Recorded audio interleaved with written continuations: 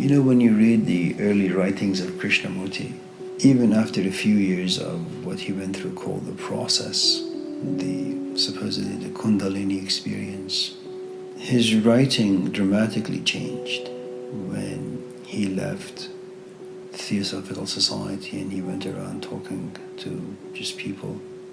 I have never seen in any of his writings or even his talks, there is never a mention of God, there is never a mention of soul, there is never a mention of heaven or hell, there is never a mention of enlightenment. He doesn't care about any of those things. And he approaches everything via negativa. You know, it's the opposite. I'm not going to tell you what God is, but let me tell you what it's not. I'm not going to tell you what it means to be a student, but let me tell you what it means not to be a student. And in some ways, he kind of just cleanses you from the inside, you know, and says, well, you know, I can't really tell you what soul is, I can't really tell you what spirit is, but if you're clean enough, if you're empty enough, if you're worthy enough, maybe you can just have an experience. And I think that's what it is, Shaw, to some extent. I mean, I don't really know, I'm just guessing that I think it's something that parents want to do with their kids, which is the kid says, I want to eat chocolate chip cookies. Well, that's great, but let me teach you how to make them. She says, no, I don't want to learn, I just want to eat. I said, no, it doesn't work that way. Let me teach you. Because if you know how to make chocolate chip cookies, you know, it's this knowledge that you'll carry within you for the rest of your life. Anytime you want chocolate chip cookies, just make some, you can do it. And you realize it's such a difficult thing to teach these kids to do anything.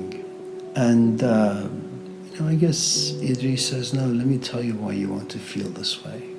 Let me tell you why you go through all these different steps to feel this particular way. And let me tell you whether feeling this particular way is negative or positive, good for you or bad for you, long term, short term. And these are just recipes you need to have. You know, everybody has a past. That past has a lot of experience in it. It has a lot of judgments in it. It has a lot of assumptions in it. Lots of bias, prejudice. It has lots of fear in it. Sometimes even a good amount of anger. But they're well hidden. But they're all there. There is also this other part of the person that genuinely desires to understand and to know and to have an experience. And even if they were to have some very, very genuine experiences, eventually they become contaminated by all the stuff that lives inside them. When you work with like a living, quacking person like Bhai Sahib, you know, he tries to rid you of everything about your past, everything. The sofa we have in the living room, the ones that you guys were sitting on, I bought them at Costco, 2003. They're still very nice.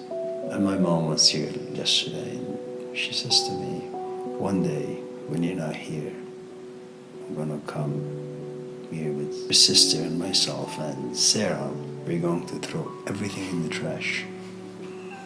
I'm tired of coming here and seeing the same junk, and you're going to buy new sofas. She says, I already have your credit cards, I'm just gonna buy them. I think if you want something new and you want to make sure that they remain clean, free from the junk that's around, what you have must ultimately be trashed so you could house some new things. And all of us have these moments where you go out with someone and you really, really like them, but because of past relationships, maybe because of the way, you know, things went bad with your ex, there's always this fear from the past that keeps jumping in. And eventually you just walk away from the whole thing. It's just too much. Hussein used to always say this to us, you know, when we kind of acted a little crazy. He would say, Amir, you've done things your way for about 20 years, haven't you? I said, yeah, Hussein. Well, look at you. What has he gotten you? I said, well, nothing really.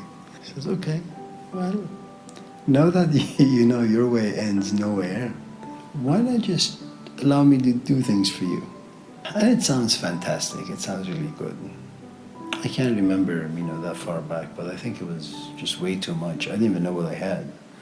But all I know is that he just made me feel bad about everything that I was and I had. And maybe that's is what Idris Shah wants to do, you know. He wants to just make you want to hate yourself in all the right ways so you can find his door, knock on his door and say, Idris, you're right. I don't want to, you know, do the stuff I've done for the past 20 years. What do you suggest? You'll find the same thing. I am somewhat biased about Ouspensky. I don't really like him that much, even though he's done us a great favor by writing In Search of the Miraculous. You know, in his book, The Strange Life of Ivan Osokin, in one of the chapters called The Magician, I think. The magician tells Osokin, he gives him some new information.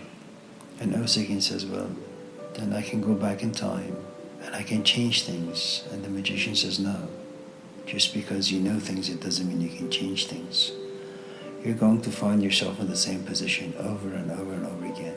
And so Osokin says, so what do you suggest? He says, you're going to waste your life.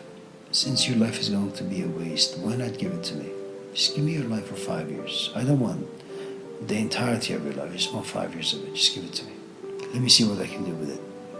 And you know, it's a huge demand, a huge request that just in case I do something you don't like, don't form any judgments about it. Just allow things to happen. I mean, there is so much to lose. And he says, you know, go home and think about it. Just don't take too long, because if you take too long, you may come knocking on this door and I may no longer be here. And I think in some ways it's very true for all of us. Let me just add one more thing. It's a story of Moses and shepherd, Rumi's Masnavi. Moses is like Idris Shah. The shepherd is like a Christian desert father. It's like an Irina Tweedy. The shepherd, there is such innocence and purity inside him. He's uneducated, and that's what makes him so innocent and pure-hearted. He's uneducated. He's simple, and in simplicity, he has innocence. And despite having a wife, and despite having children, and despite having lots of goats and sheep and cows, there is this longing inside him. And so he just sits one night and says, you know, God, I just love you, but you're not here. If you were here, I would like comb your hair, and, you know, clip your toenails and give you a bath and do this and do that. And Moses is, you know, he overhears all of this. He gets really, really upset. Goes to the shepherd and says, what the hell are you talking about? Do you think God is like us? It's like a physical body, like he's got a nose and a mouth and a this and a that. You should shut your mouth, because this is far too blasphemous. Continue with this nonsense. You know, God is going to like throw his thunderbolt down here and everyone will be gone. So you should repent and just say, God, I'm sorry for having said all these ridiculous things. So the shepherd is just heartbroken, because he knows that Moses is a prophet. He knows that Moses has seen God in his own way. And Moses would never deceive him, lie to him. So he knows that Moses is right. So Moses is giving this shepherd the science. God is beyond the senses, and you shouldn't reduce God to an image. So just shut your mouth. So the shepherd goes this way, and he's just completely broken. And Moses goes, you know, his own way, and he's very happy, thinking that he encountered the shepherd who was on the wrong path, and he set him straight. As Moses arrogantly is walking home, a revelation, God talks to him. تو برای وصل کردن آمدی، نی برای فصل کردن آمدی. God says to him, you know, I sent you down there to unite, not to divide. ما درون را بنگریم و حال را، ما برون را ننگریم و قال را. I don't care how people pray. If he wants to say, I have hair, then I have hair. If he wants to say, I have 5 legs, then I have 5 legs. If he wants to say that I sleep on the bed and he wants to clean my space, well, maybe I have a body, and maybe there is a bed I need. It's none of your business, how people want to pray, how people talk to me. هیچ آدابی و ترتیبی مجوی. There is no science. There is no right way to do things. هرچه میخواهد دل تنگت بگو. If your heart is broken, then that's the trick. If your heart is broken, and in that brokenness, you really, really yearn for healing, you want to do yoga, you want to express this brokenness through swimming, through going to the gym and punching a boxing bag, sweep the floor, you want to sit and meditate, you want to pray, it matters very little. But as long as you're broken, that you're not broken because you lack money, you're not broken because you don't have a job, you're broken because you've come to realize that yes, you have money, but it doesn't take you far. You have a wife or a husband, you have everything that the person needs to survive a physical life, and yet you realize it's not enough, and you're broken. And in some ways you could say Idris Shah is wrong. The Christian Desert Fathers are right, that they really all desire to be broken, and if they're broken in the right way, then they can pray and they can express themselves however way they want. And you can go back and forth, and maybe Idris Shah just wants to make sure that you're broken in the right way. Sometimes you try to teach these kids something, like riding a bike or baking cookies or something, and they just don't get it after like one try, and they throw it with tantrum and they just leave. I'm not doing this.